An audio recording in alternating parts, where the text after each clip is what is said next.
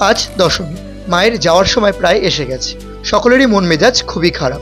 আবারও দীর্ঘ একটা বছরের অপেক্ষা। আর সেই মন খারাপ নিয়েই এবছরের মতো শেষবার দুপুর দুপুর বৃষ্টির মধ্যেই বেরিয়ে পড়লাম নর্থ কলকাতার কয়েকটা উল্লেখযোগ্য ঠাকুর দেখতে। প্রথমেই চলে এসেছিলাম বেলগাছিয়ার সার্বজনীন। এখানকার থিম হলো মায়ের নটা রূপ অর্থাৎ নবদুর্গা। ধানের শীষ ও কাঠের সংযোগে তৈরি এই প্যান্ডেলটা আক্ষরিক অর্থেই চমক দেওয়ার মতোই ছিল। এরপর টালার প্রত্যয়, যার জন্য এত দূরে আসা। শতবর্ষে ওনাদের বিশেষ নিবেদন ছিল বীজ অঙ্গন। প্যান্ডেলের কোনায় কোনায় শিল্পীর সূক্ষ্ম হাতের কাজ, মণ্ডপ ও প্রতিমা সর্বক্ষেত্রেই টালার প্রত্যয় কেন এক এবং অদ্বিতীয় তা প্রমাণ করে দেয়।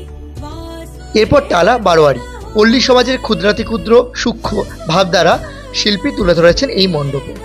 চালতা বাগান, বাংলা ভাষা ও আন্তর্জাতিক মাতৃদিবস ছিল ওনাদের এবছরের থিম।